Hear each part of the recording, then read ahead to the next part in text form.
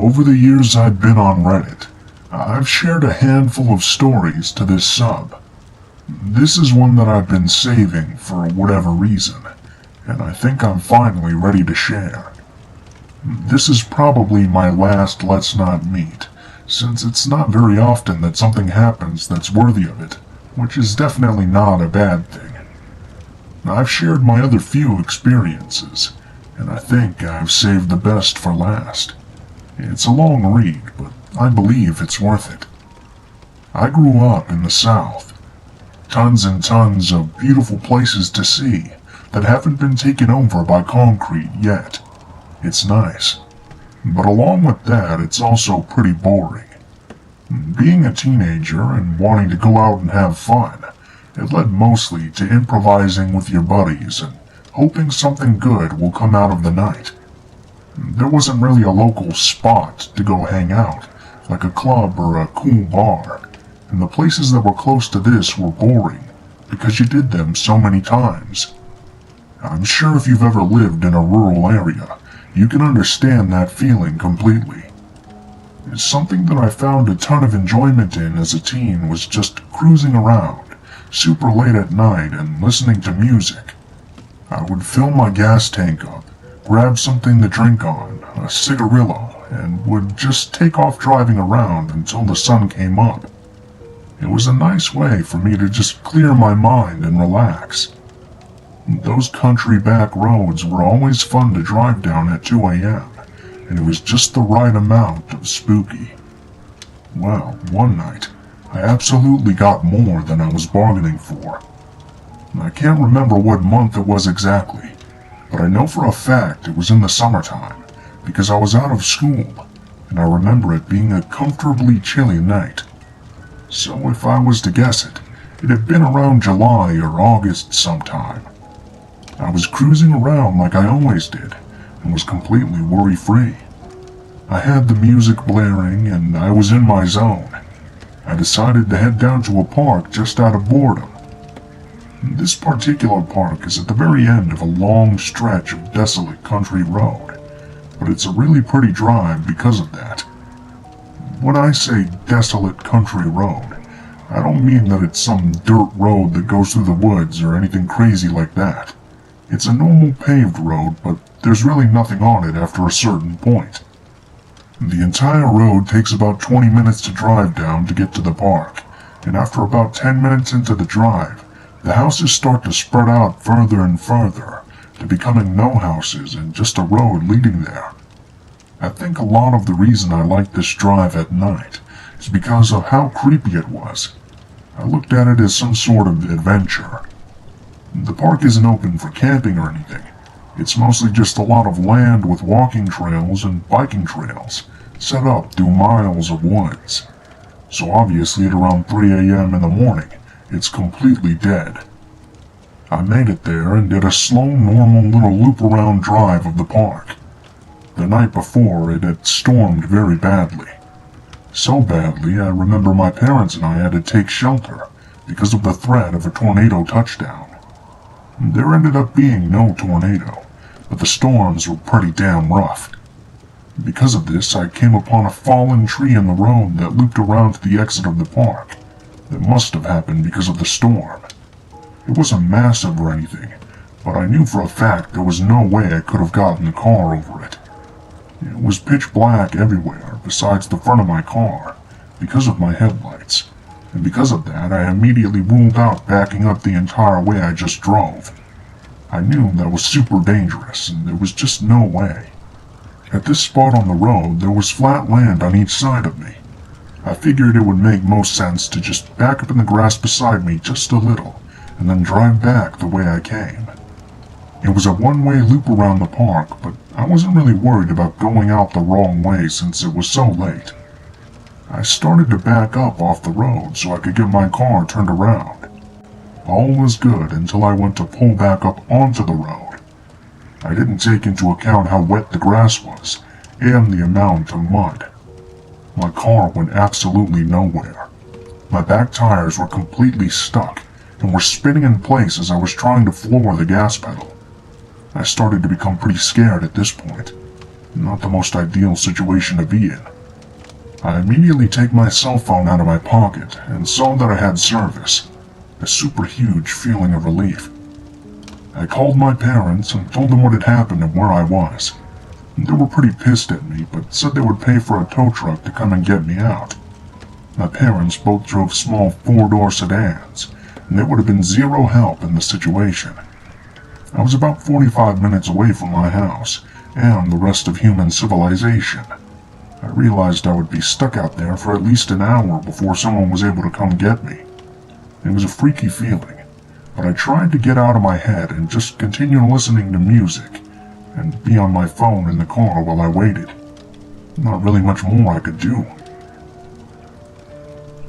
After I had calmed down some from the initial anger I had, I started to check out my surroundings. I didn't even notice at first because of everything going on, but in front of my car's placement was a field that was full of the most amount of deer I think I've ever seen at once. There legitimately must have been at least 40 in this field just walking around and eating grass. The field wasn't directly in front of my car, but if I was to get out and throw a rock in that direction, I would have easily been able to hit one of them. So if I was to guess, they were about 30 yards out. This really didn't help with the whole creepy level going on. Looking out in front of your car and seeing 80 eye reflections staring back at you was a bit of an alarming feeling, but I was relieved it was just a field of deer. I watched them for a little bit, but I was quickly over it, and started to just browse through my social media apps while waiting. They seemed to have been over it quicker than I, because they all went back to walking around and eating, once they figured out I wasn't going to attack them or anything. After browsing my phone for about 15 minutes, I finally get a call back from my parents letting me know that a tow truck guy is on the way, and about an hour and a half from my location. Still to this day, I remember hearing that and having the thought of, "You've got to be kidding me." I understood that me, and only me, was the reason I was in the situation I was in, so I couldn't really be mad at anyone else. But that was very obviously not what I wanted to hear. I decided that the smartest thing for me to do was just make sure all my doors were locked, lay back in my seat, and take a nap to pass the time. So that's what I did. Here we go. I wake up 45 minutes later to the feeling of being watched. I'm not sure if anyone has ever experienced that feeling before, because I don't know how common it is. But there was a sixth sense alarm going off in my head, telling me that I needed to wake up right away. Waking up to that feeling in the situation I was in, and the surroundings I was in, was probably my worst case scenario. I sit up and immediately check my surroundings, only to see nothing. I looked through my car very quickly for any sort of weapon and found a pocket knife. I was very scared. Even though I saw and heard nothing, the feeling was terrifying.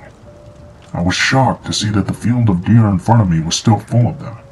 I don't know anything about the animal, but I guess I just assumed they wouldn't hang out for long. Not sure why I thought that, but I was surprised to see them nonetheless.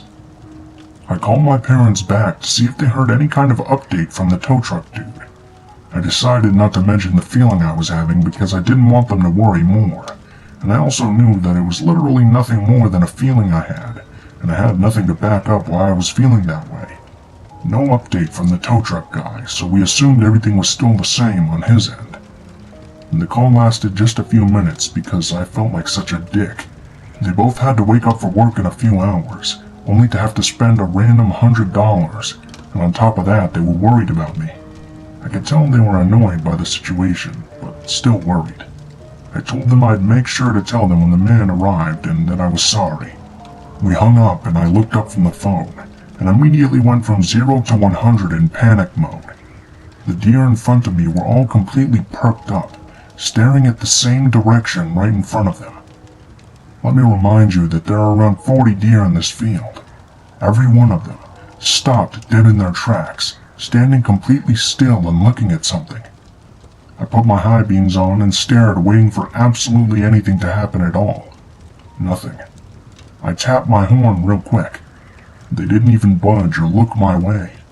They were still completely glued to whatever was by them. The way the tree line was, I couldn't see that far over in the field, I knew they were looking into the woods near them, but where I was at, I was only able to see them. I could hear my heartbeat. I grabbed that stupid pocket knife and waited for something to happen. I would say it was about a minute after I honked. Every single one of them started to run in unison in the opposite direction.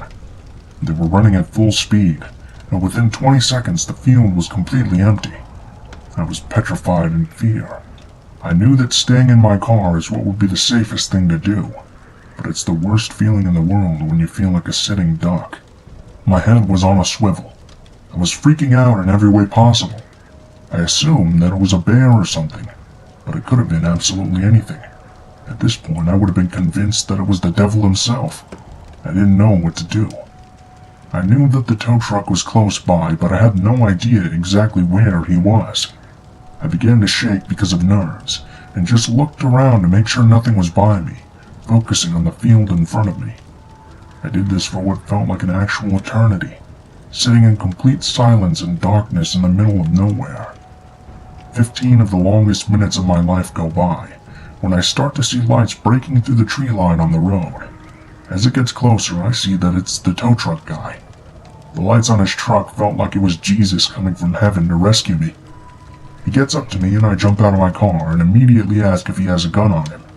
I told him very quickly what had just happened, and that something was definitely out there in the woods nearby. He let me know that he had a shotgun in the truck, and assured me that it was most likely a deer or a bobcat. He even gave me the whole "they're more scared of you than you are of them" speech. The tree was small enough for him to sort of bulldoze it out of the way with his truck, and then he attached my car to his and pulled me out of the spot I was stuck in.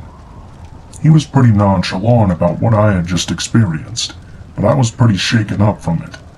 The whole time he was doing his thing, I still had my eyes glued out in that field waiting for something. He was completely done with everything in about 15 minutes, and he told me to follow his truck out of there onto the main road again. I got in my car, and was ready more than anything to get the hell out of this park. We started to drive away from the spot I was in, and I still had my head on a swivel.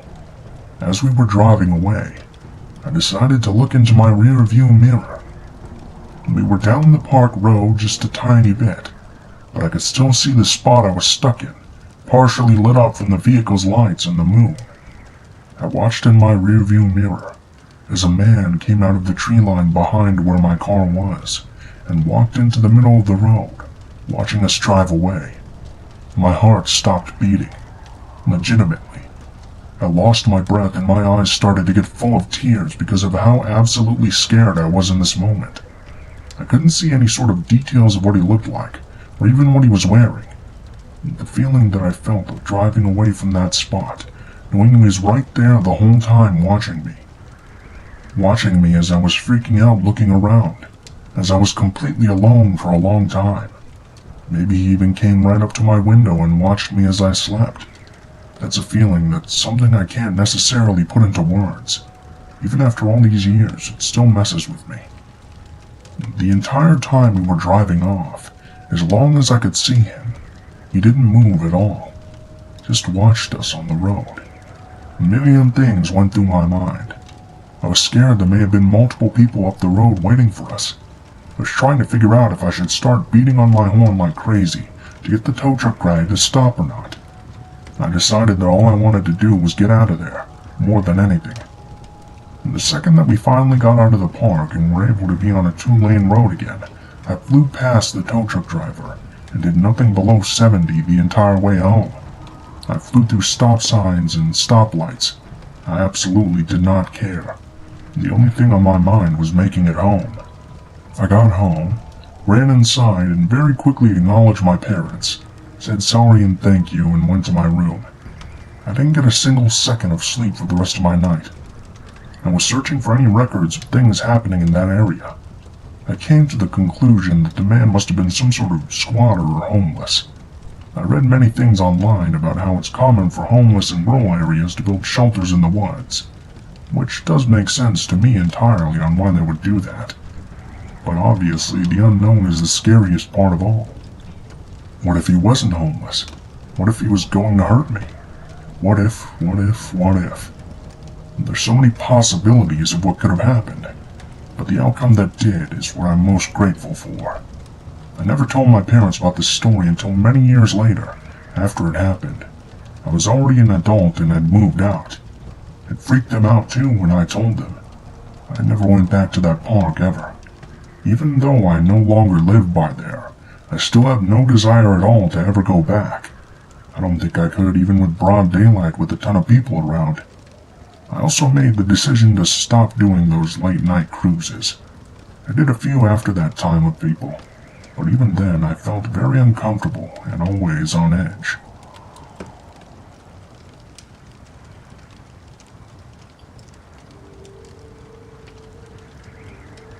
Apologies in advance. English is not my first language.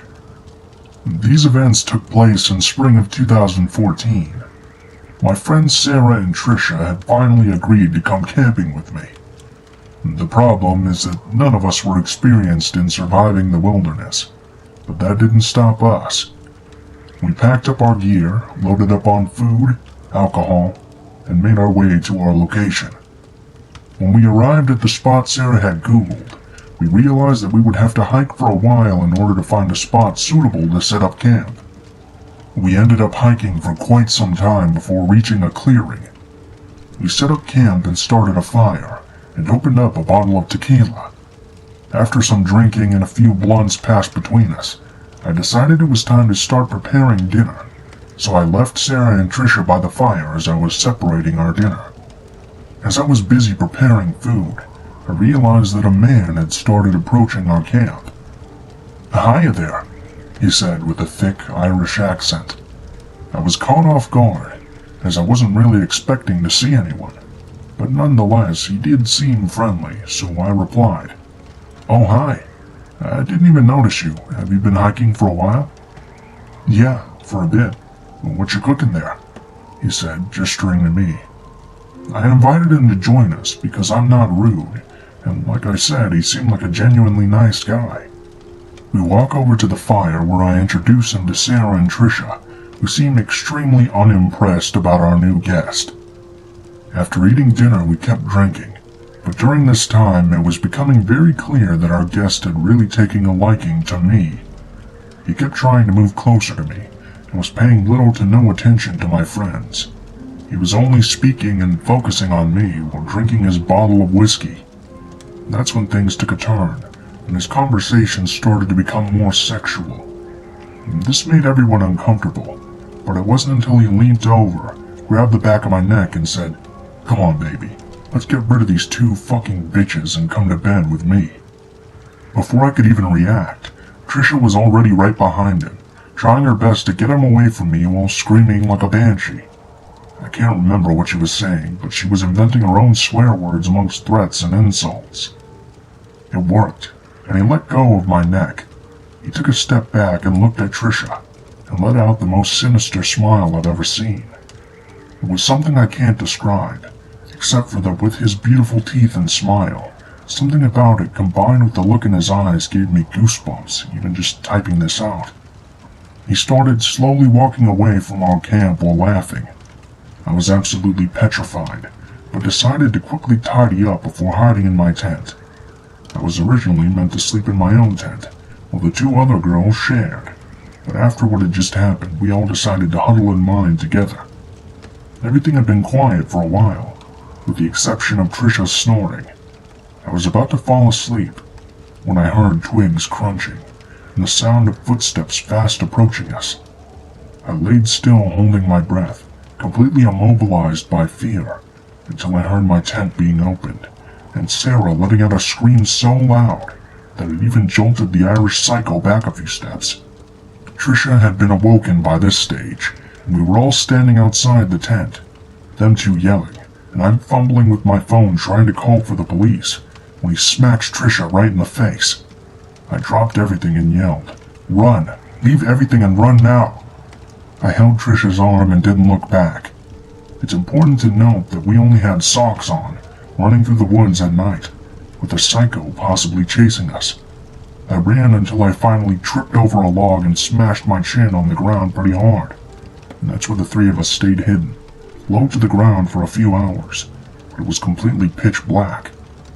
When we felt safe enough, we walked back to the camp, only to find everything destroyed. Both Sarah and Trisha had their weed and alcohol stolen, but my whole backpack was gone, and my phone was smashed to pieces. I thank my lucky stars that I had no documents in there that could identify me, but he definitely knew which one belonged to me and took it with him. We didn't want to waste any more time, and ran back to the car as fast as possible, occasionally injuring ourselves on the way, as we could barely see anything. We get to the car, and I'm trying to start the engine, which is doing that sound it makes when it's about to completely die, when we see him come out of the brushes and start heading towards our car laughing. We're all hysterically screaming when I hear him say that he's done something to my car so that I won't be able to start it. In my frenzy, I don't know what I did, but I managed to start the engine and floor the accelerator so hard my car did a mini jump and took off down the road, leaving him behind in the dust. I drove like an absolute maniac until we reached the next town, only to discover that my car had been leaking oil the whole way back, besides whatever other damage had been done by that psycho. We were eventually picked up by Trisha's dad, who took us to the police station to file a report, and then to the hospital to get her jaw x-rayed. It was broken in 2 different places. They never caught him.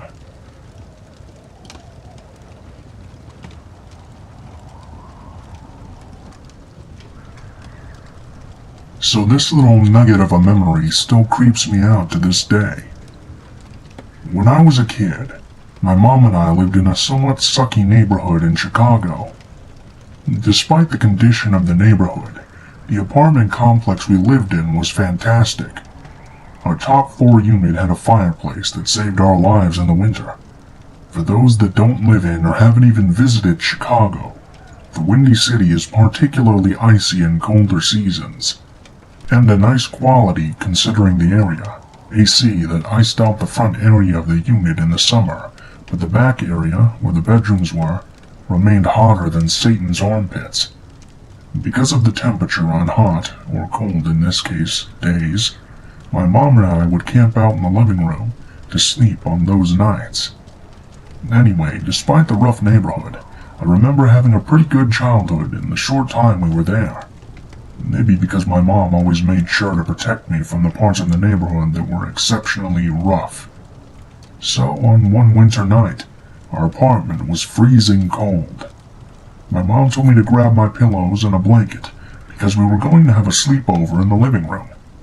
She popped some popcorn, made hot chocolate, one with no marshmallows for me, and one loaded with them for her. We ate and drank and watched Christmas movies before I passed out, clearly white girl wasted on hot chocolate. At some point in the middle of the night, I woke up to go to the bathroom and saw a movement in the kitchen. I don't know if it was because I was stupid tired or oblivious to what was going on, but I called out, "Mommy?" even though she was asleep on the couch next to me. The person, who I soon realized was a man because of his huge stature and lack of hair under the mask he wore, walked over and crouched down to eye level in front of me and whispered, "Shh." I simply shrugged, went to the bathroom, and came back to the living room to go to sleep. And that was that. The man was no longer there, and the door was left slightly ajar. I chalked it up to one of those lucid dreams, and filed it away in my repressed memories. I do remember, however, moving the next day into my grandparents' place for about a month, until we found something else. But because I was so young, my mom never told me why. Not until I was grown, at least. The topic of the apartment randomly came up in conversation, and I offhandedly told her about the dream I remembered having. This is the terrifying conversation that ensued. Did I ever tell you about that weird dream I had? No, I don't think so. What dream? After I told her, she went as pale as a ghost. Now my mother is a dark-skinned black woman, so seeing her go pale scared the hell out of me. That wasn't a dream. That really happened. Now it was my turn to go pale. I felt my stomach fall to my ass, and stared at her for her to continue on. I woke up in the middle of the night, and this man was standing above me staring.